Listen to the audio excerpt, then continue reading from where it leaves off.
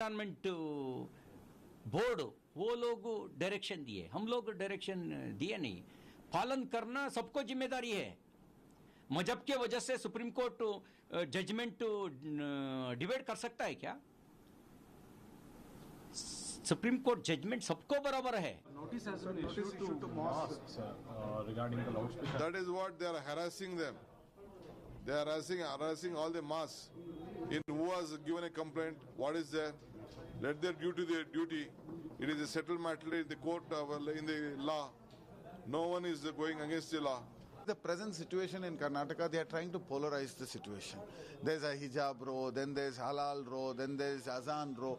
These things have been happening. I feel that the Home Minister is behind all these row. The BJP government is behind all this to hide their failures. In Karnataka, everywhere it is like this. Such a thing I have not seen in my life. Now only the people has to respond. Bharatiya Janata Party every day created the restlessness for the Muslim community.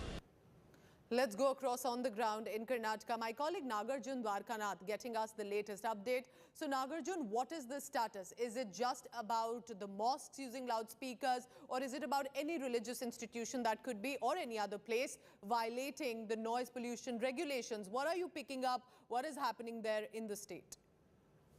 Well, the government is saying that any institution, religious institution, not just mosque, but also temples, churches, pubs, nightclubs, or any other place of residence or commercial activity will have a decibel level, should be under control. And this is according to Supreme Court regulations and also the local regulations. It has to be kept in check. But what the opposition is saying that this didn't come out of the blue.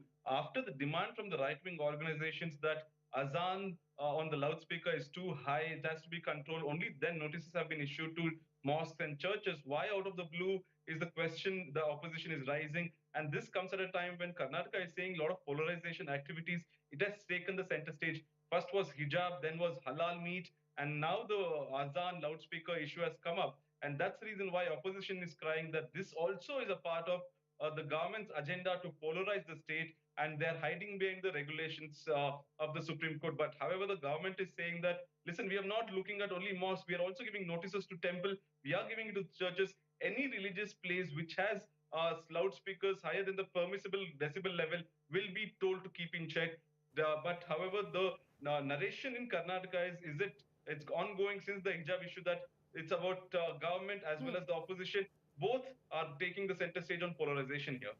And also to remember that elections are approaching also for the state of Karnataka. Nagarjun Dwarkanath with all the latest from the state. Thank you so much, Nagarjun, on this for now. So let's hear both sides of the story. What are netas saying? What is the BJP and the Congress reacting? And how are they planning to take this further? Let me now introduce the panelists for today's evening discussion. Aishwarya Mahade, representing the Congress party, while S. Prakash, spokesperson of the Bharatiya Janata Party as well. Let me start with the Congress party because that's where some of the anger is coming from. Aishwarya, but from what I can see, why is the Congress agitating? Because this appears to be about loudspeakers, irrespective whether it's a mosque or a temple or even any other nightclub, and they need to keep the decibel down, and it seems to be a fair demand. So what is the Congress party agitating against then? Good evening, Pooja. I think first and foremost, my leadership has already made it very clear. Mr. D.K. Shivkumar today has made it clear that there's an established and a settled law, if court, that has ordered loudspeakers particular decibel. Absolutely no dispute about that. And this applies to people irrespective of faith and also the location. It can be a nightclub, it can be a public area, it can also be a place of religious worship.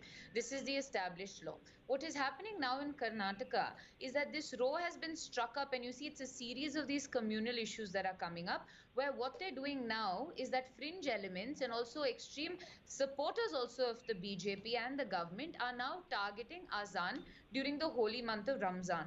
And they're saying that, you know, loudspeakers, this is a problem. First and foremost, if mosques are playing azan within the limited loudspeaker or the decibel level, there should be no problem. And the fringe is packaging and marketing this to people as saying we are stopping azan altogether and azan being played at all in mosques. The problem is this. When you, as a government and as a responsible government, have people within your own party saying azan is disturbing, while in the same tone not talking about temples, not talking about public places, you realize that this is obviously being painted as communal and going in a direction that the BJP wants to take it. A responsible government and a chief minister should come out and say there is a decibel level for all, irrespective of azan or prayers of a Hindu temple or even a church, and this is the settled law. Not come out and say that during azan cannot be played. Let's This take is that the question. tune that Let's take that question this then is to the Bharatiya Janata Party. Fair point, Aishwarya. Mr. S. Prakash, is this a deliberate targeting of the Muslim community and their azan prayer?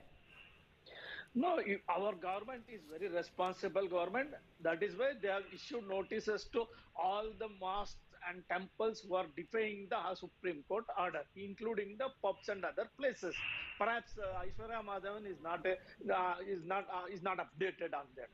And regarding the decibel level, the judgment came in 2017 from the Supreme Court. A rule was made in 2000, but it was only on the paper. It was not implemented. 5 to 6 loudspeakers were put up on the mosque and even in certain temples, and they were blaring, creating noise pollution everywhere.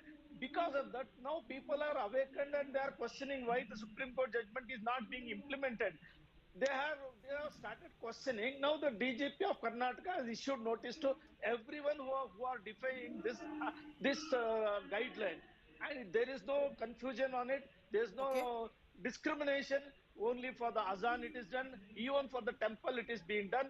In case of azan, every day 5 times they do it. No temple in India such a practice exists in any of the temple. So that is the problem.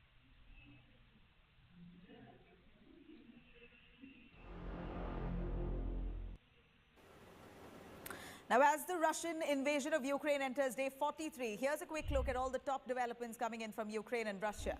United States has now claimed that it has foiled a major cyber attack by Russian hackers before it could affect a large number of devices in the world. According to reports, the FBI has wrested control of thousands of routers and firewall appliances away from Russian military hackers. United States Senate will vote today to end normal trade relations with Russia and also to ban the importation of its oil. Both bills have been bogged down in the Senate. The trade suspension measure will pave way for US President Joe Biden to enact higher tariffs on certain Russian imports. The mayor of besieged port city of Mariupol has now claimed that more than 5,000 civilians have been killed so far. Ukrainian authorities have blamed Russia for targeting residential areas.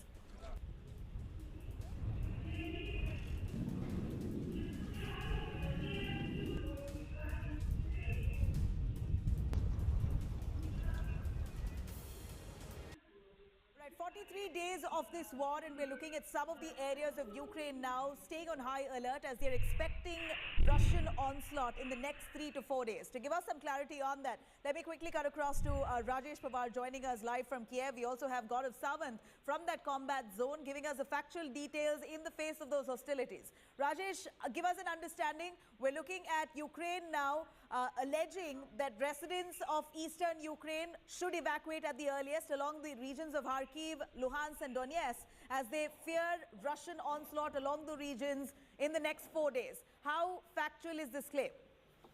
Look, Nabila, this is normal that when a country expects some kind of military offensive from the enemy in a particular area, it's a normal advisory to all the citizens to vacate that area because they do not want normal civilians to be caught in the crossfire between the two fighting forces. Having said that, let me tell you, fighting there has been going on since the beginning of the war, and it has seen some very intense phases, as reported by Geeta Mohan also in the past. So fighting has been going on. There's nothing new happening. Ukraine had earlier also said that the forces which have been removed from outside of Kyiv and Chernihiv through Belarus are being rotated to east of Ukraine for a major offensive there. Probably these current allegations or current appreciation of situation by Ukrainian forces is in continuation with that appreciation which they made in the past when the Ukrainian forces left the outskirts of Kyiv. Nabila. Right, Rajesh, I'm going to come to you. If you could show us what's exactly behind you, but stay with us. I'm going to quickly shift focus to Gaurav Sawant, who's also joining us from the Kiev region. Gaurav, we're seeing that Kiev suburbs currently is facing threat. Russian onslaught could begin in the next 3 to 4 days. Those are claims made by Ukraine. What's behind you? Show us the atmosphere. Give us a sense of what Kiev is looking like on day 43.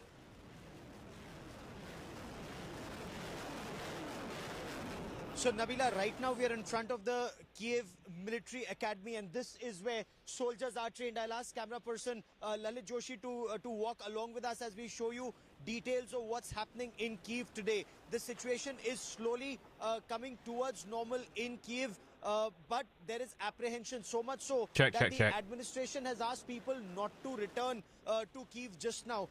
Look around. This is the military academy. This is the main road. This is the main access actually to Kiev. You see a lot of police vehicles moving around. You do see some civilian movement. These two ladies are now walking less apprehension than earlier. But as people come back to the streets, doing the morning wind down roundup of all they are being advised not to come back the to news Kiev and shit. yet. And that's an advisory that's gone out. Air raid sirens occasionally, not frequently anymore. But even on hopefully y'all like the new SMS stream saying, overlay. Between 12 and 2, you need to I'm be pretty proud, even though it didn't work right this morning. So we're going to do about an hour probably. The neighboring areas we've been visiting every day. We've been, India Today is the first channel to be reporting from Bucha, from Irpin, from Hostomel, where 11 bodies were recovered from a garage just today. Now, these are areas that are completely devastated. Not a single building stands in these areas. And this is the apprehension. What's happened here has already happened in parts in Kharkiv and Mariupol, could happen in other parts of Ukraine in the days and weeks ahead, because the information here is that Russia's operations are only likely to intensify in the days and weeks ahead. Nabila. Gaurav, stay with us. Cutting across to Rajesh. Rajesh, you were showing us, give us an understanding what's behind you. Where are you and how's the situation there? Do civilians still have hope on day 43 that they can stay back in that war-torn country? Because of the kind of casualties that we've seen in areas like Bucha and Borodianka, it's dreadful to even imagine what's going through the minds of those locals who have decided to stay back. Nabila, you can see a tram there. It's operational. You can see this big yellow bus. That is the government transport, which is the backbone of public transport in Kyiv. Everything is operational right now. And this highway you see behind me is Kharkivska highway, which goes towards Kharkiv city. Lots of cars moving on this. Traffic looks like normal. It was in normal days before the war. Almost, I said, not 100%, but yes, people are moving around normally now. There is no fear. There's no panic. People are not nervous like they were in the initial weeks of the war. Things in Kyiv are pretty normal. And here people are coming back, people who are on the outskirts of the city, even people from Lviv. Despite of what Gaurav said, that there have been a government advisory, people are coming back to Kyiv and now starting with their normal life here. Nabila. All right, so in that case, Gaurav, it seems like there's some hope among Ukrainians despite 43 days of this Russian onslaught. And kudos to their courage and their grit for them to stay back to fight for their country. Many of them are returning, which means things look better in the area of Kiev. But there are areas like, for example, Popasna, where we hear rocket launchers, aircraft strikes, and civilians being quickly evacuated from those areas because that's been bombarded. Give us an understanding, what are the key zones right now in Ukraine that's still facing Russian onslaught?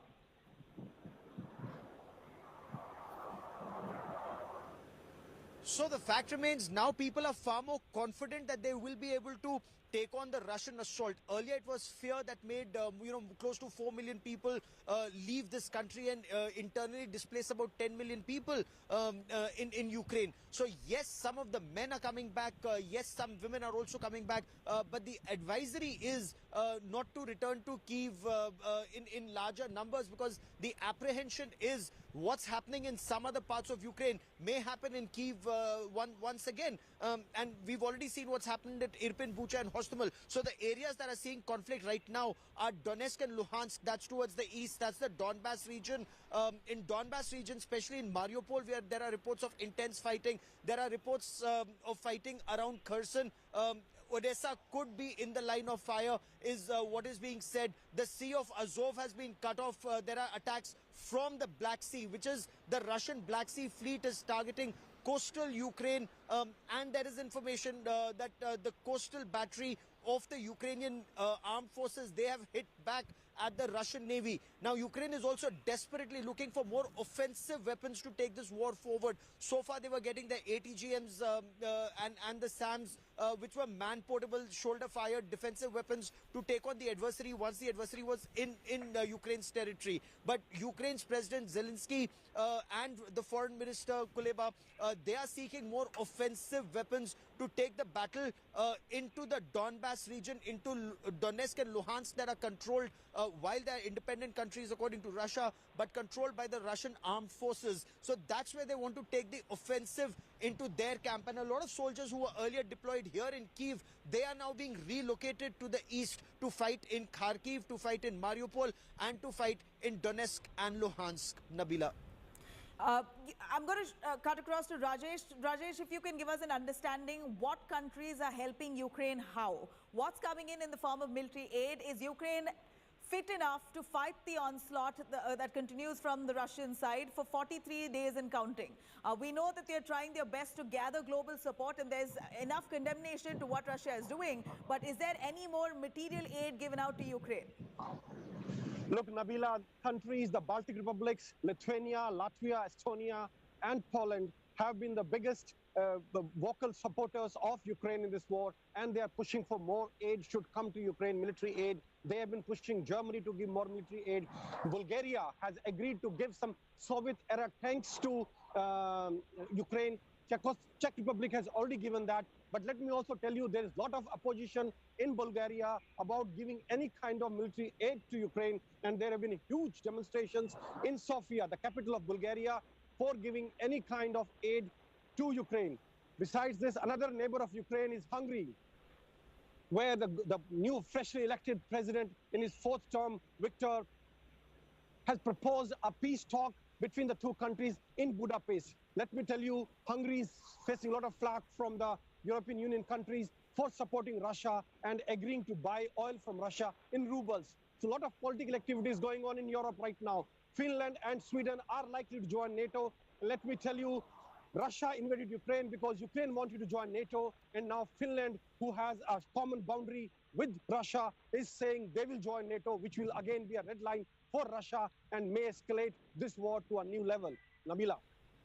You know, Rajesh, we also have Geeta joining us from Donetsk. Remember, India Today's team of reporters are on ground, bearing those hostilities along those combat zones, bringing us the details on ground, factual details. Geeta, thank you for joining us. Good to see you safe. Geeta, we see that Russia has been continuing this onslaught, day 43. But we know at the same time that the entire Western region, the United States, many parts of the globe have imposed hectic sanctions on Russia. At a time like this, Russia also needs the kind of money, they need some money to continue this war a little further. Do you believe that Russia has the capacity to go on in the weeks counting? Ukraine, of course, has been battered, but does Russia have the might enough and has the money enough now to continue? Well, Russia is feeling the squeeze when it comes to the sanctions. They're very harsh. The biggest pinch that Russia is feeling is to do with their own reserves. Now, a squeeze on that, so anyway, that is certainly something that is going to hit Russia hard. Everybody's doing all right out there. This is a tactical, strategic decision that Russia oh, crazy Ivan here. And with NATO not entering Ukraine, it doesn't seem like the I thought it was day 42, but apparently the Indians are saying 43. Will Ukraine be able to sustain itself is the larger question over here, with so many parts of eastern Ukraine now taken and under the control of Russia. Even if there are negotiations and there are more sanctions, will Russia and Donetsk and Luhansk give up on the areas that they are now under control of? And also remember, in Europe, like Rajesh was saying, there are countries that are now contemplating and looking at whether if they should continue imposing these sanctions. This even as there is going to be a United Nations General Assembly debate Very today interesting. evening in India, early morning around 10 o'clock in New York, where a debate is taking place to suspend Russia's membership of the United Nations Human Rights Council. We do not look, it does not seem like it could go through in terms of the numbers and whether if the country, important P5 members such as Russia and China are going to ensure that this does not really go through. But a debate certainly is taking place. So that's a very important development coming in from New York, from the United Nations. You know, Geeta, if you can give us a sense of Very important what's indeed. behind you. Donetsk is also one of those regions which has been heavily bombarded by Russian forces. But in the latest, we hear that Ukrainian forces has managed to attack a Russian camp in Donetsk. Well, that's right. Right now, we are in the city because this is where we get connectivity and network, Nabila. So there isn't much to show over here. But the moment we leave Donetsk city, the kind of fierce fighting that is underway across the whole of south, east and north of Donetsk and south of Luhansk. So massive fight, Ukrainians trying to take back claimed territories by the Russian side. But at this point in time, it seems like Russia is keeping a strong hold on the areas that have already been taken. And Donetsk is feeling the heat of wartime. There is no water supply or very little water supply. So we are all being very economical with our water. There is no heating. And certainly the gas, while it is on and electricity is on, these are difficult times and everything is being rationed out. So it is very difficult to even be living here in Donetsk and surviving. All right, I'm cutting across to Gaurav, who's currently in the capital city of Kiev. Gaurav, give us an understanding. I don't know that I necessarily trust India today. Days in counting, Oh, you can't even see that from my Kiev, ticker. Which makes the decisions for Ukraine. What is Russia looking at to end this war? We know Ukrainian side. What does Russia want? Give us an understanding on what are their demands. You know, Russia's made one thing very clear. Their aim is to take the Donbass region. They started with this offensive in 2014 when they'd taken Crimea. They'd taken parts of Donetsk and Luhansk. And Ukraine has constantly claimed that it's anti-terrorist operations, as they call it. They've been on in that area since 2014. In 2022, Russia started off with two aims as articulated by President Putin before the start of this conflict on the 24th of February. A regime change in Kiev that they haven't succeeded in, and demilitarization of Ukraine. The second aim also not met yet. The third part is the consolidation of Russian presence in the Donbass region. You know, when we were reporting from ground zero in Mariupol, Mariupol completely was in control of the Ukrainian forces, and we went all the way up to the point where the Ukrainian army was in control of a territory till the buffer point. You know, Rajesh and I went up to the Sea of Azov while we were reporting from Mariupol before the onset of hostilities. That situation has changed. The Russians are now in control of the Sea of Azov. They're in control of major parts of Mariupol. There remain pockets of resistance, and the apprehension is that the Russians are not permitting, or at least that is what is being said here in Kyiv, that the Russians are not permitting the humanitarian corridor and the exit of civilians and non-combatants from Mariupol. That is the troubling aspect. We were also reporting from Kharkiv before the onset of these hostilities, and again in Kharkiv, it's virtually been flattened to the ground. The situation is extremely grim, and the apprehension is that the Russians will mount a massive operation and take civilians hostage the way they did in Irpin, Bucha and Hostomel. So that is why the government here has asked people to evacuate from Mariupol and Kharkiv and such areas as quickly as possible. The apprehension is increased hostilities towards the south and the east, and the cutting off of a part of this country as part of Russia's operations in 2022. All right, in that case, from the analysis that I get from all of you, doesn't seem like Russia is going to end this war anytime soon, as Ukraine has no intention to buckle under pressure. 43 days in counting. India Today's team of reporters, Gaurav Sarwant, Rajesh Pawar and Geeta Mohan, bringing us a lot more factual details from those combat zones. Thank you very much. Please stay safe. I'm going to come back to you for more on that. Meanwhile, Russia continues to step up its offensive on Ukraine. De-escalation by Russia in the central and western parts of Ukraine is being matched with corresponding escalation in southern and eastern parts of the country. Attacks are now being mounted from land as well as the Black Sea. Under its phase 2 of this military operations, Russia has now intensified its attacks, taking out the deadliest weapons from its arsenal. Could this really signal the next level of escalation? Here's more on that.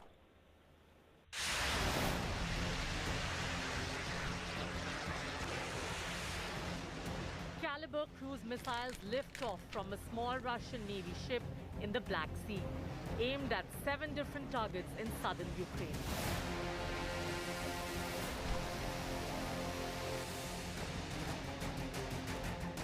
A Russian Su-35 air superiority fighter taking off and conducting a strike mission on an undisclosed target inside Ukraine.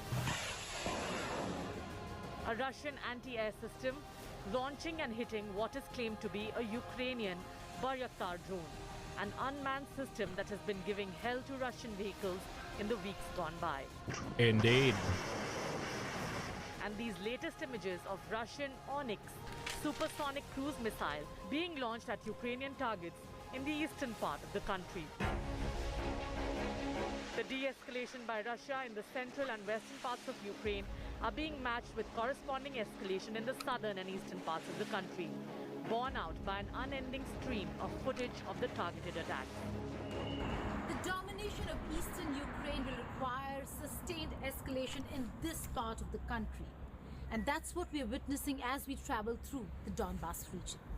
The Russian forces are regrouping with attacks from land and from sea. The southern part has become the prime target in the second phase of war. In the airspace above Ukraine, Russia continues to be challenged formidably by Ukraine's weapons. This is a Russian Su-35 air superiority fighter that was shot down using NATO weaponry earlier this week.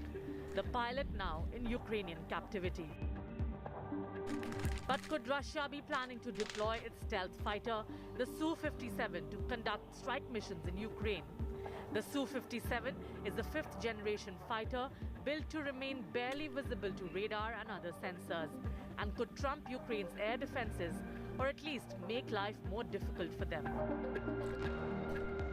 A citizen's video in the early days of the war was believed to be Su-57 on a test bombing mission over the city of Zhytomyr west of Kyiv, though this advanced aircraft type definitely hasn't been deployed in any real numbers.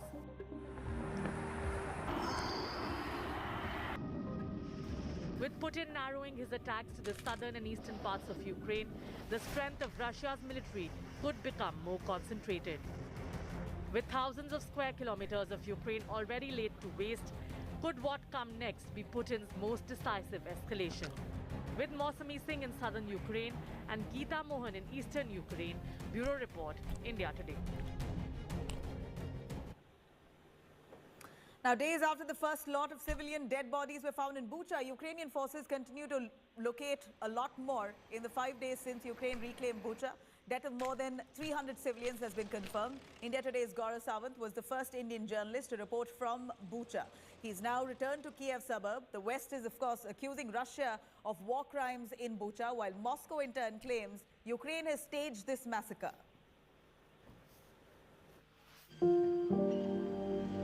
Pope Francis kissed a battered Ukraine flag brought from Bucha to drive home the shock and agony of the world at the mass killings in this little town on the outskirts of Kyiv.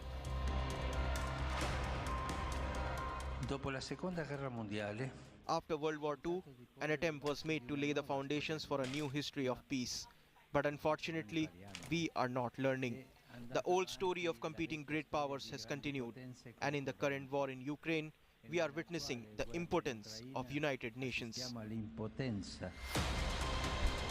Even as Bucha coped with the brutality unleashed on its people, more bodies surfaced as special forces of the Ukrainian army sanitized every lane of the suburban city. There is some activity that is going on there. There is some suspect that seems to have been spotted. That area, there are Ukraine army personnel who are deployed here. We've been asked to stay back as these personnel keep an eye on activities that are going on in Bucha. Remember, Bucha is being sanitized. Every lane of Bucha is currently being sanitized. This is the heart of Bucha, and the special forces are What here. do they mean by sanitized? they're clearing this area. They're clearing every area right now, going from lane to lane, clearing areas. There was some suspicious activity that was noticed, and that is why they're sanitizing this area before they leave. Now, everyone who's got here, That sounds so weird. background is checked, and only once Sanitized. their antecedents have been verified are they cleared to move forward. Or India's they're not detained. shocked. In Bucha, it is still feared.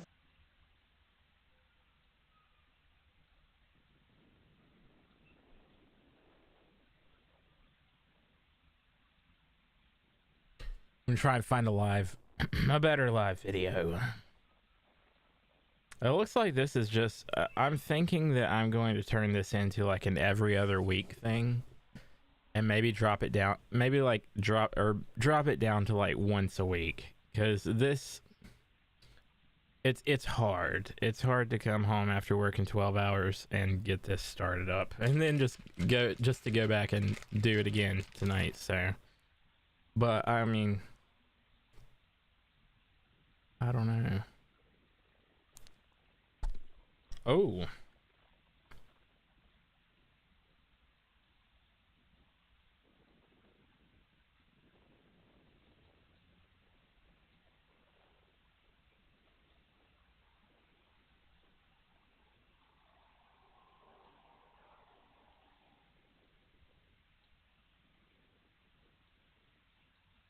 That's the view from the Kremlin, Putin's spokesman, live at 5 o'clock today here on Sky News. Oh, there's thirsty, isn't it?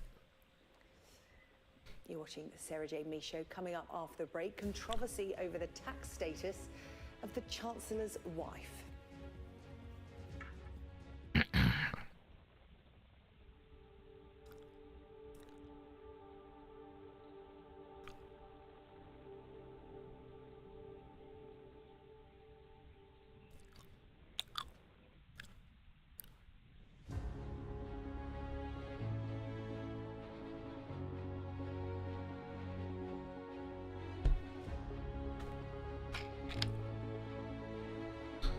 Dag nabbit. I just want to live. Okay, this is about it. The writing is on every wall and every square kilometer of southern and eastern Ukraine, with Russia de-escalating in parts of central and western Ukraine. The true devastation is now imminent in the east and the south. This is where the brute strength of Russia's army is going to be concentrated. This is where Ukraine expects that in the next 3 to 4 days, a war and offensives of a much larger intensity is to be expected. India Today's Geeta Mohan and Mosmi Singh report.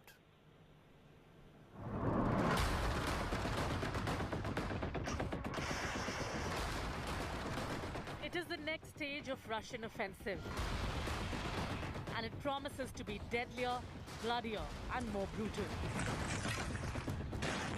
Weeks into a punishing push into Ukraine amid fierce resistance and reverses in war zones. Putin's invasion army is now planning a mega change of battle tactics. After halting its offensive in and around Kyiv, Russia is preparing an all-out offensive. Targeting Kharkiv, Mariupol, Luhansk and Donetsk. The aim is perhaps to salami slice Ukraine's east and establish a corridor starting from Crimea to all the way to Kharkiv. With the decision to withdraw forces from western Ukraine, the focus is now on eastern Ukraine. Mariupol almost taken, Volvanaka under Russian control, and this, Donetsk and Luhansk, is the war zone. So what emerges Yeah, I think I like my new setup here. Is a I don't know. relentless Russian bombing spree and intensified attacks on Ukraine's southern and eastern parts. Kyiv has told residents of eastern Ukraine regions of Kharkiv, Luhansk and Donetsk to evacuate now or risk death. The governor of Luhansk has warned of a doomsday assault on the city, warning that Russia is building up troops for offensive in a matter of days, revealing that Russian forces are attacking Popasna city with Grad rocket launchers and jets. The massive twist in Russian war game has triggered fears of a prolonged war. NATO chief said there has been no sign that the Russian president has dropped his ambition to control the whole of Ukraine. Has the Ukraine war entered an even more difficult phase? With Geeta Mohan in Donetsk war zone,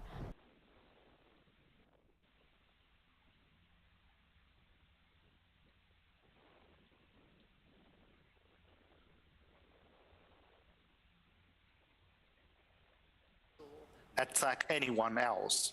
We have been using weapons to defend against those launching attacks against us. As you know, over the past 8 years, Russia continued to say that in the Donetsk, in the middle of the occupied Ukrainian city, they were trying to say that we've allegedly striked the military and the civilians, but there was not a single evidence except for the video that they've made for themselves. Right. And there were some clumsy videos because you wouldn't be able to understand anything. What is the situation? There was not a single witness found by Russia. And we know how they were deploying weapons, and even the Western partners, they could see that. They keep forgetting that there are satellites, and you can see some facts with your own eyes. And in many cases, Russians were firing at themselves and making videos of that. Once again, I would like to say that Russia has to clearly understand that. The war is on our territory. This is the case. It's not that like 90% of the war is on our territory. No, it's 100%. They came on our land, so they shouldn't say anything, because they came on our territory. They came to use weapons against this citizens, and even against the occupied territories. These barbarians that they've occupied back in 2014 and 2015. President Zelensky, the world is worried, and the reason NATO is not giving you cover, the reason why many countries have not given you those security guarantees yet, is because they are worried about a larger escalation by Russia. Can you rule out Russia going nuclear? You have yourself spoken about World War III. Will there not be a greater risk of World War III if other nations get militarily involved against Russia?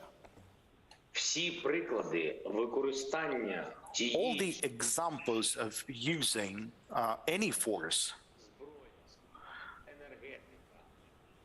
weapons, energy, diplomacy, occupation, all of that is a force. Even poisoning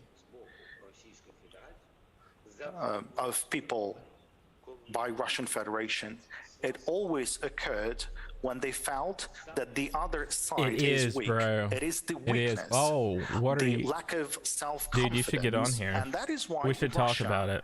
by using its strong position and in some cases that's a synonym.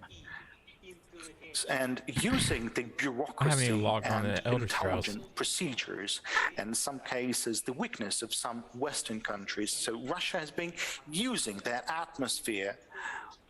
Here, I'm going to show you, bro. I'm going to put it on my BRB screen. Therefore, using any weapons, including nuclear, is not something that we can rule out. Now. But it will happen not because someone will start assisting even more to Ukraine, not because Ukraine would be joining to NATO, even though it would happen, and not because this or that country would be transferring us aircrafts and tanks, and they could do that openly or secretly. I mean, everything is nice, open. dude. Everything for will real? be disclosed sooner or later in the modern informational world. Russia might be using I wouldn't even surprise. the nuclear I had a weapons Russian only guy when, install they my will feel, Time Warner internet one advantage time. over others. It was crazy. He walked up to my fucking apartment, and he was like, he starts taking his boots off. These are work boots. It's like the middle of January. And it was like snowing, I think, too. Takes his boots off outside my front door. He's like, I come in now. I'm like, okay.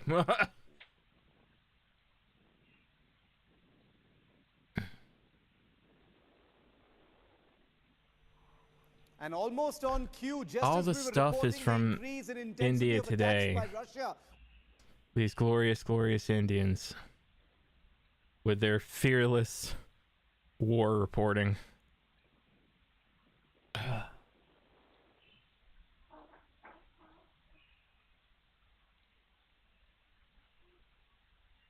Let's check in with Al Jazeera. France 24, we haven't checked in with them. They're skirting the line, dude. I think it's gonna be, if this thing pops off, it's gonna be like China, Russia, and India, and Belarus, obviously, and probably Hungary. That's gonna be the Axis powers, it feels like. Secretary General of NATO, Jens Stoltenberg, this afternoon. We'll cross live and bring that to you when he starts to speak here on France 24. But in the meantime, some other world news. A court in Turkey today has suspended the trial of 26 Saudi nationals accused in the killing of the journalist Jamal Khashoggi. A judge in Turkey has said the case will now be handed over to Saudi Arabia. That's been criticized by human rights groups who say justice cannot be achieved in the Saudi judicial system. Sinead McCausland has this. No, it can't. It's a move that's almost certain to end any hope for a just outcome, as a court in Turkey decided Thursday to transfer the trial in the murder of Saudi dissident journalist Jamal Khashoggi to Saudi Arabia. Speaking outside the court, his Why do they fiancé call said him a it was dissident journalist? decision, I but that she mean, will continue with the judicial process. I just can't believe that we, as a country who goes around trying to knock the world up with democracy, like, how do we end up supporting one of the only absolute monarchies left on the planet? How is that one of our biggest allies in the Middle East? It makes absolutely no sense. Khashoggi was killed and dismembered by Saudi intelligence officials in 2018 inside the Saudi consulate in Istanbul. He had gone there to get paperwork needed to marry his Turkish fiancée. On the 2nd of October 2018, she waited outside the consulate for Khashoggi to return with their documents, but he never reappeared. Previously an insider of the Saudi royal court, the prominent journalist went into self-imposed exile in the US in 2017, where he criticized the policies of the Crown Prince in a monthly column. Dude, did you watch this documentary they're talking about right now on France 24? The dissident? Well, they're not talking about the documentary, but they're talking about Jamal Khashoggi. That documentary is very interesting. The CIA concluded the Crown Prince had greenlighted. Turkey has recently been trying to repair its troubled relationship with Saudi Arabia as it faces an economic downturn. You should check it out, bro. Now let's turn to some news from here in France, because there are now just 3 days to go until the first round of the presidential elections. And let's see if we can run. Let's see if we can run Elder Scrolls 2. I'm sure I can. It's gonna kill my computer though when the load screen comes up. Polling in third, is hoping to squeeze through in Le Pen's place. Erin Agunkeye has the story. These voters are still convinced it's possible for the left to make it to the second round. Their bets are on Jean-Luc Mélenchon.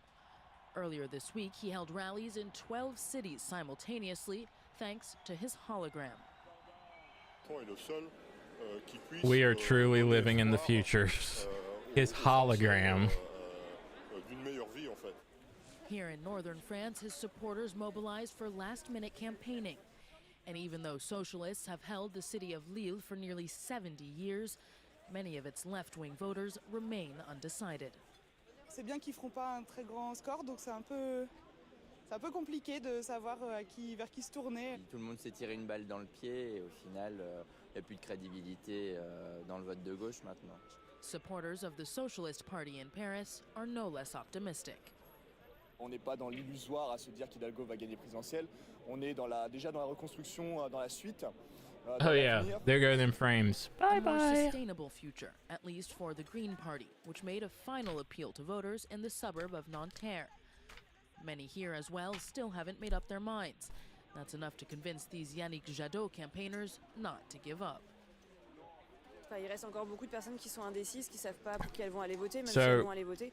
Donc il reste encore quelques jours pour aller les convaincre. Another option on the left, Communist Party candidate Fabien Roussel. Recent polling suggests he'll obtain less than 5% of the vote, but his supporters too remain loyal. Delete that and see if now we can get With just fucking a few days to go until the first round, the left has rarely IQ appeared to so start. unpopular. Less than a third of French voters say they'll support a left-wing candidate. And plenty of coverage of the election, of course, this Sunday here on France 24. Well, it's time for a break from us here in the newsroom. Do stay tuned. Much more still to come. Do stay tuned.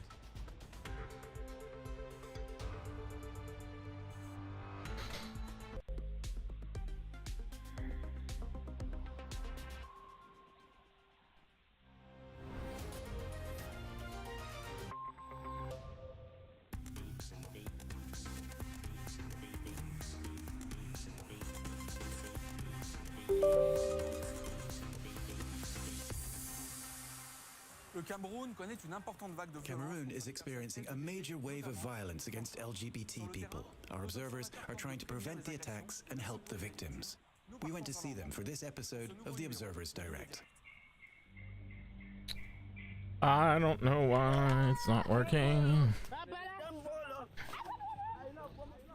Beatings, public humiliation,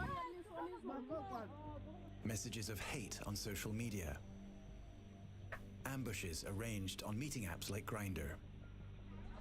In Cameroon, gay and transgender people face violence every day.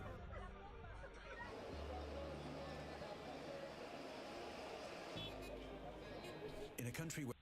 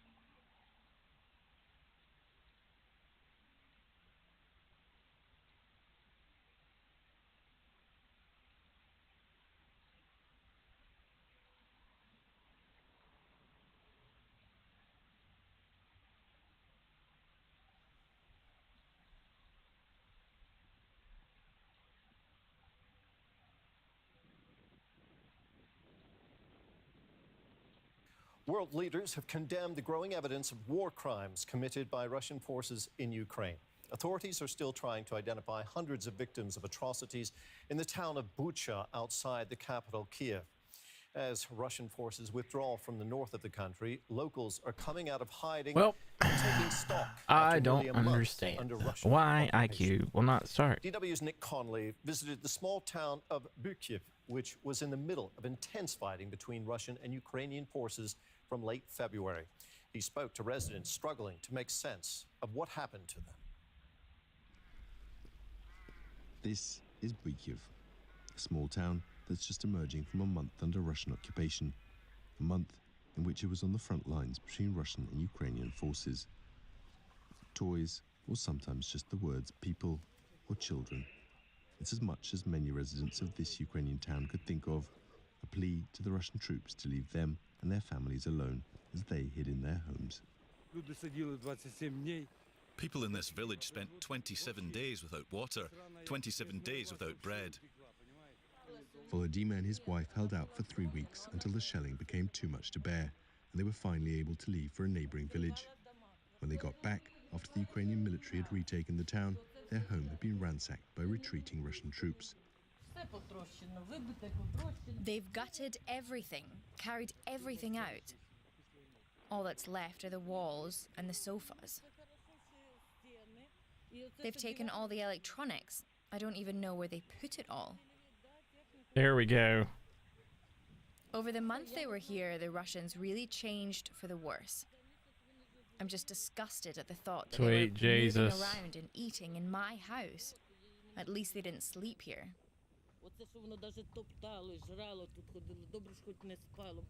They just destroyed things for the sake of it.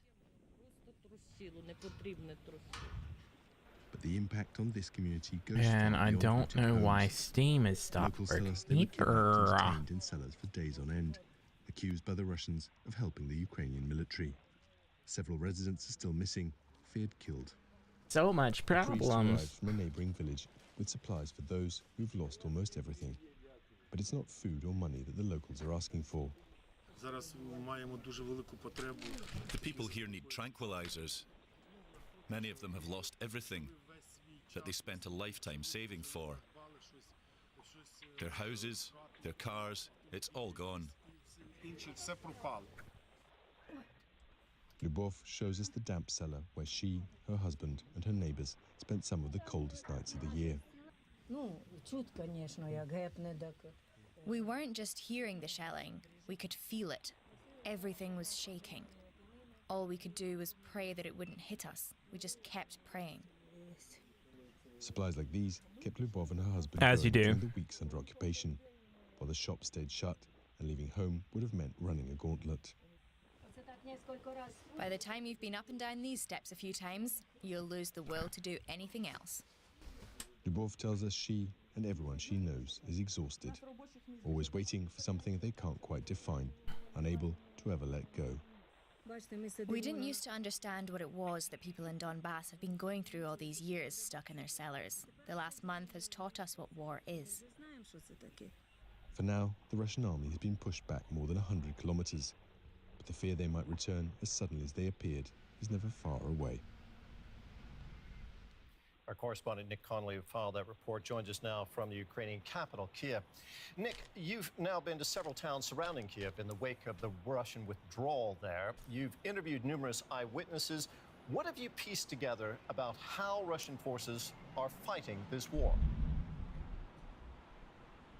I think the overarching impression is one of chaos. So in that town where we just were, that we've seen the report, Bukiv, locals told us that basically you had forces from all kinds of different regiments who were basically on the retreat, had sustained large losses in their first days in Ukraine and basically didn't know each other. So they had Russian soldiers that had no experience of interacting, now suddenly grouped together again, having been surprised by that Ukrainian resistance, unable to make decisions, unable to really work out who was in charge, often undersupplied in terms of food, having to either ask the locals who was in charge, breaking into shops. That seems to be a picture we're seeing across the country, and not only shops but also into private homes. We've seen images now from Belarus, which is the kind of supply hub for lots of these Russian forces that were in northern Ukraine, of Russian soldiers in uniform going to post offices in Belarus, sending home huge packages of pretty obviously looted stuff from Ukraine, car batteries, electronics, even washing machines. That really seems to be a pretty widespread picture, and no sense that there's a lot of punishment from the kind of superiors, the highest up in the Russian army, if their subordinates do that. We did hear from locals, though, that it was a mixed picture. They had some positive interactions, some Russian soldiers who had admitted to them that they didn't want to be in Ukraine, that they had believed their superiors who told them that they were just going on exercise to the Ukrainian border, and that some had even apologized to them for the behavior of their fellow soldiers. In Bucha, the place of those mass killings that we've seen in recent days, we're going to watch that video. He had the impression that they were just scared. I think they had not really counted on meeting so much resistance from the Ukrainian army, and they basically saw any civilian out on the streets trying to get some food as a potential threat, as someone who might attack them. And so he said that the locals there, they really felt every time they left their homes that they were being watched through the sights of a Russian gun, that every time they left their houses they were likely to be shot. And it seems like most of the people who lost their lives in Bucha were indeed shot randomly on the streets by soldiers, often on tanks or other armored vehicles, just taking pot shots at people with seemingly very little fear of any kind of accountability. Nick, Russian forces have That's now crazy. pulled back from those areas around Kiev and are increasing pressure on the Donbas region in the east. The Ukrainian government is urging civilians to leave the east of the country. Are people heeding that call?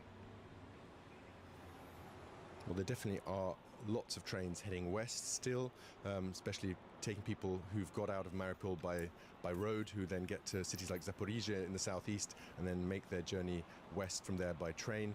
But it doesn't seem like it is a mass exodus for now. And if the experience of the last few months need to go by, people on the whole tend to heed those kind of warnings only when it's too late, only when they can hear the fighting, the shelling close to them. Just in the weeks and months going into this war, there were all those warnings coming out of Washington, out of Western capitals, from Western intelligence authorities, and time again we went to places that were very vulnerable, that were on the border with Russia, with very little in the way of fortifications, and you would ask people, are you worried? What is your contingency plan? And people would say, this is all bluff. This is just a political game by the Kremlin to put pressure on Ukraine. A full-scale war is unimaginable. The Russians wouldn't take those risks, and as such people just discounted it and would tell you that they were actually more concerned about their job or the fact that their local shop was going to close down. So I think unfortunately lots of people, even though we're now in the second month of war, aren't really able to imagine the war arriving on their doorstep until it's too late. Nick, thank you very much. Our correspondent Nick Connolly there in Kiev. And the mayor of Mariupol says more than 5,000 civilians have been killed there as Russia continues to lay siege to the port city. This is what's left of Mariupol. Most of the residential buildings have been destroyed. Russian bombing and shelling has been relentless, forcing some residents to live in basements for weeks. Still, many are reluctant to leave. My husband says we will not leave Mariupol. We will stay until the end, whatever happens. He likes living here, he's a fisherman. He will not abandon Mariupol. Those who want to leave face a dangerous flight. The fragile ceasefire means those trying to reach civilians in the besieged city are also at risk.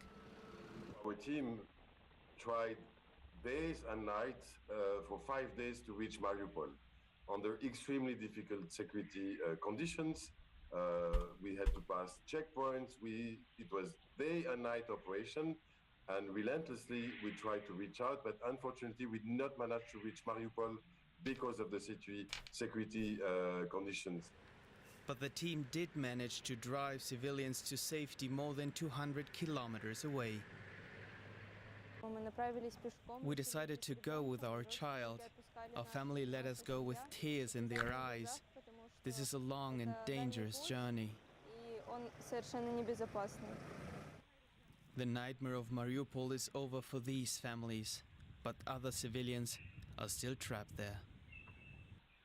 Today is World Health Day, and the World Health Organization says there have never been so many attacks on hospitals across the globe. This year alone has seen more than 130 health facilities targeted, the majority of them by Russian forces in Ukraine. I was about to say, like, where else have hospitals been blown up? The city of Mariupol. And this is what was hit. The maternity and children's hospital.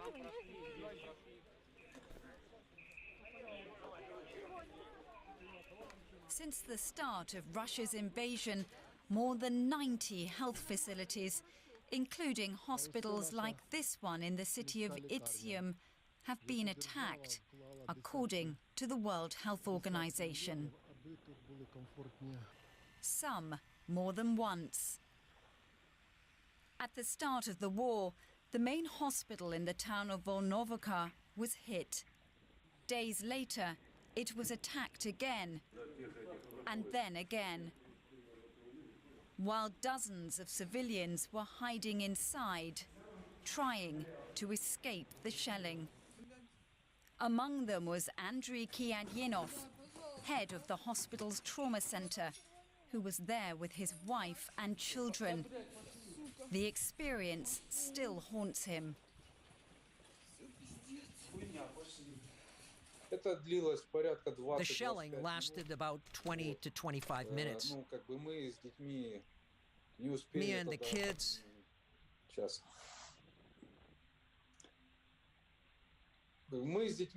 My children and I didn't make it to the basement. We spent all this time in the corridor of the hospital. We experienced all the shelling firsthand. Pavlo Kovtonyuk is Ukraine's former deputy health minister. He now runs an organization that's trying to document each and every hospital attack. Our main and primary goal is to help our country and help international community to hold accountable those people who would do those war crimes. And this is what really makes our team really motivated, because they feel that they're doing something very important for this war. But as the war continues, so too do the attacks. Hopes of prosecutions seem a long way off. Let's bring in Abriel Benoit here. She's an emergency communications coordinator with Doctors Without Borders, and she joins me from Lviv in Western Ukraine. Thanks for being with us. Abriel, your organization has documented attacks on numerous hospitals and health facilities in Ukraine. Is there a pattern? Are hospitals being deliberately targeted, would you say? It's very hard to know. The experience that our team had on Monday afternoon at about 3:30 local time in a residential area of Mykolaiv that had a high concentration of hospitals serving civilians is that it was a cluster bomb. They were there meeting some health authorities in the oncology hospital, just walking in when it started as a barrage that continued for roughly 10 minutes. And so are the hospitals targeted, or what would be the reason to be bombing a residential neighborhood that had a high concentration of hospitals? We have to leave to others to verify that per se. I know that the World Health Organization has been doing this horrific tally of the number of health facilities that have been targeted, including ambulances, by the way. And so for us, it's just always the same concern and outrage that we express that medical facilities in times of war should be protected. They should be a place of sanctuary where people can go and feel safe, and that the health workers, the caretakers, and the patients, of course, can feel like this is going to be a protected space amid everything else that's going on. Right. Now, Doctors Without Borders provides emergency medical aid. What's the situation for your colleagues trying to provide that aid in Ukraine? It's an extremely challenging environment because there are many areas. It's Jubilee time already? Assistance, or the people would like to have the opportunity to flee, and it's just not possible. So encircled areas of Mariupol, certainly, but there are others. One of the challenges is that even for aid providers, whether it be the UN, the International Committee of the Red Cross, or independent NGOs like Doctors Without Borders or Médecins Sans Frontières, is that some of the roads are mined. So even if you think, okay, we're going to try and reach this area, it could be extremely perilous to bring the cargo in, the medical supplies in, that the hospitals inside those zones are crying for assistance, for some support. The other issue is Jubilee time. There are checkpoints, there are officials saying, no, you can't go here, it's not safe. And so there are a number of obstacles to actually being able to be effectively in the places where people need us most. Talking about getting into those difficult areas, does your organization have access, Abriel, to those contested regions in the east of Ukraine, Donetsk and Luhansk? We do not, and that's one of the challenging things. We keep trying to be able to offer assistance based on independent assessments and an ability to deliver it directly ourselves. But what we are doing right now, and there's a tremendous amount of pressure since the Ukrainian government advised people yesterday to evacuate immediately a number of those areas, Donetsk, Luhansk, even Kharkiv, is that we are receiving a lot of calls for our medical referral train to come and pick up patients from hospitals that are overburdened in the east and take those patients, transport them or transfer them to hospitals that are better able to provide them a safe place to be able to be treated and recover. So that train activity, the medical referral train, is now under a lot of pressure with many, many requests and far too many for us to be able to safely transport, which is why we're developing a larger train that's kitted up with more equipment, more like an intensive care unit, to be able to assist greater numbers of people and make such a difference for the working flow of the hospital workload in the east. Right. Abriel, thank you very much for speaking with us. That was Abriel Benoit from Doctors Without Borders speaking to us from Lviv in western Ukraine. NATO ministers are meeting in Brussels today to consider the Western alliance's response to the war in Ukraine amid worries that the conflict could drag on for months, if not years. Ukrainian Foreign Minister Dmytro Kuleba is attending that meeting. Just a short while ago, he and NATO chief Jens Stoltenberg addressed reporters. It is an urgent need to further support Ukraine. And at our meeting later on with the NATO foreign ministers, I'm certain that we will address the need for more air defense systems, anti-tank weapons, lighter but also heavier weapons, and many different types of support to Ukraine. My agenda is very simple. It has only 3 items on it. It's weapons, weapons, and weapons. We are confident that the best way to help Ukraine now is to provide it with all necessary to contain Putin and to defeat Russian army in Ukraine. Our correspondent Jack Perrick is covering that NATO meeting in Brussels. Jack, Ukraine wants weapons. Jens Stoltenberg, the NATO chief, says he expects NATO will deliver. So are the two sides on the same page? Well, kind of, to be honest, Harry. It looks like Dmytro Kuleba is going to do a pretty impassioned plea to the NATO foreign ministers through these meetings. He said some really interesting things in this press conference. He pointed the finger directly at Berlin for not providing as many weapons as they wanted. He said Berlin has time, Kyiv doesn't, saying that the bureaucracy in Berlin to get weapons over the line and to be sending them to Ukraine is taking too long. He said that the decision by Germany to export weapons was a revolutionary step, but called on Germany specifically to do more. He also talked about the difference between defensive and offensive weapons, because that's some of the discussion around some of the NATO member states and also specifically in Germany. And Kuleba had to say that all weapons right now are defensive because they have been invaded by Russia, and there's no longer an offensive weapon.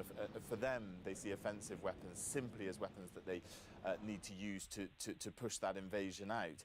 He also talked specifically about the sort of some of the thinking around this, because NATO members are slightly concerned about sending weapons to Ukraine for fear of being dragged into the war in a more broader sense. But what Kuleba had to say is, there's a simple deal from the Ukrainian side. Give us weapons, he said. We sacrifice our lives and we prevent the fallout from this war going out into other European countries. So it was a pretty specific set of demands. He is here in Brussels to try and get weapons from the NATO allies. NATO's Secretary General says we should be prepared for the long haul in Ukraine. Is that not an admission, Jack, that NATO's hands are effectively tied in this conflict?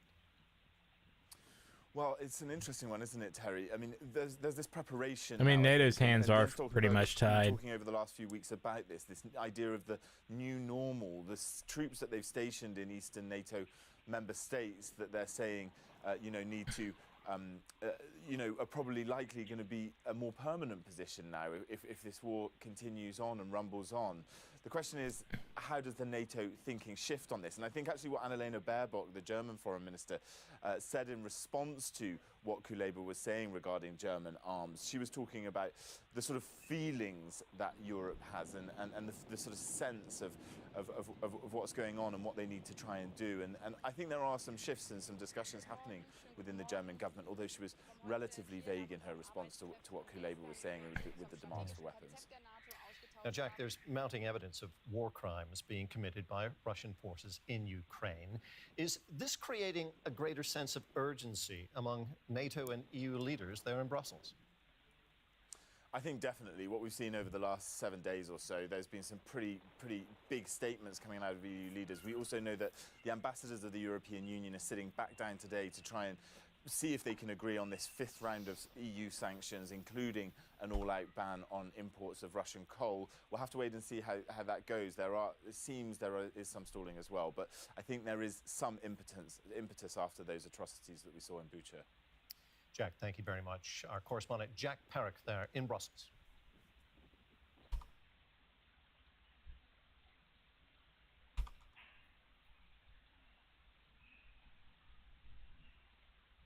All right, let's watch a couple, like maybe 2 more videos, and I'm gonna call it because I gotta go to bed, y'all. I'll be back Sunday. Condemned the growing evidence of war crimes committed by Russian forces in.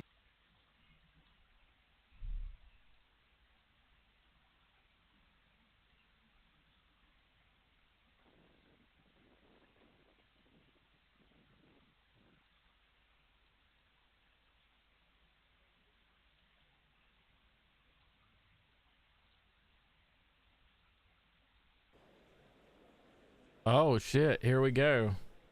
Maybe we might stay up and watch this. This is apparently the UN General Assembly voting whether or not to kick Russia out of the Human Rights Council, I think.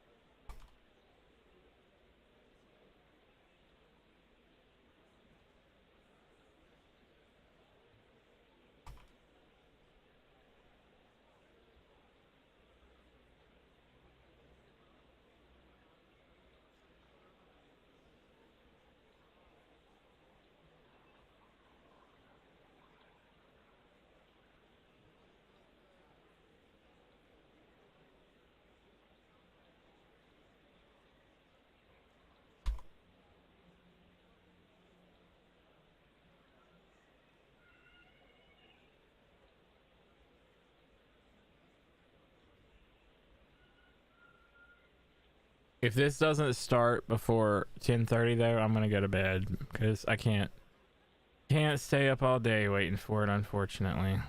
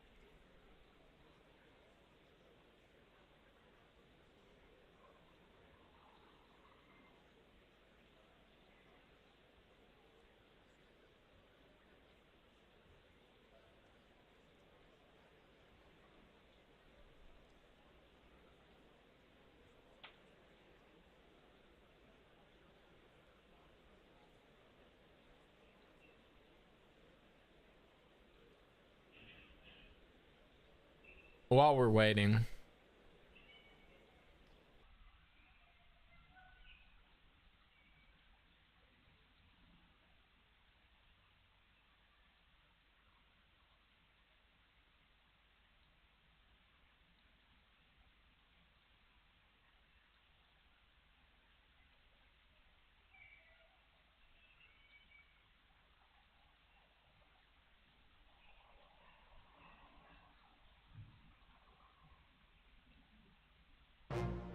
Here's a Mark Felton video.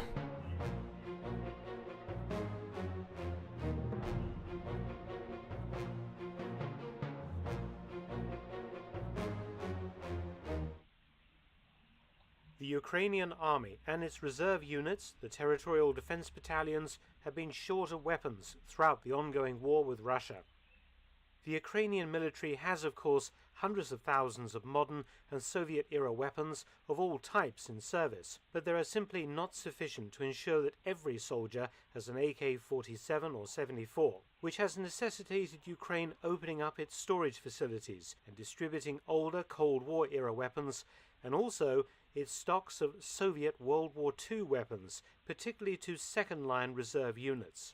Though these weapons seem antiquated, they are still perfectly serviceable and lethal in the right hands, and it's a case today of any weapon being better than no weapon at all. I should emphasize once again that the Ukrainian military is using primarily modern assault rifles and machine guns, plus a plethora of handheld missiles, mortars and sniper rifles of Cold War or post-Cold War vintage. World War II-era weapons are not in wide circulation, but journalists and observers have noted many turning up in Ukrainian units during the current fighting, and even some in the Russian army, indicating that they remain useful in plugging gaps until more modern weapons can be sourced. Though not the Ukraine military's standard sidearm, the venerable Tokarev TT-33 pistol is in widespread usage today, with Ukraine having a large stock of this World War II vintage weapon in storage at the start of the campaign. Entering service in the Soviet Union in 1930, in 1952 the TT-33 was replaced in Soviet service with the Makarov, but was still widely issued to reserve units, police, interior troops, etc. This 8-round weapon, chambered in 7.62 by 25mm Tokarev, is still a very solid and reliable weapon, with the USSR manufacturing over 1.3 million between 1931 and 1945. Alright, let's check the thing.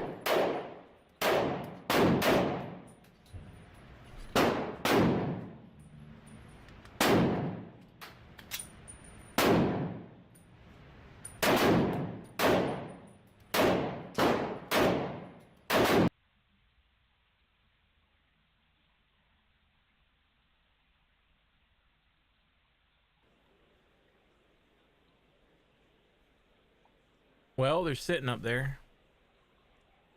We got 10 minutes.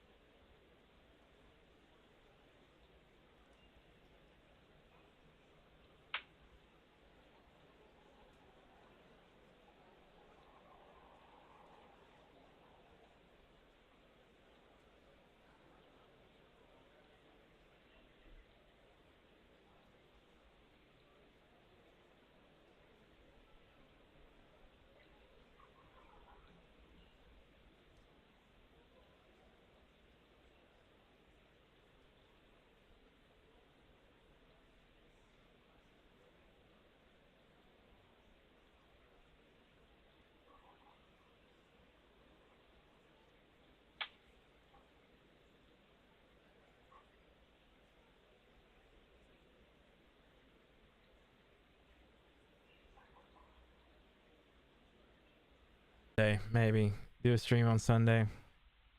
Who knows? Thanks for watching. Consider donating to save the kids. Save the kids in Ukraine. It's very dear to my heart. I hate seeing little kids murdered.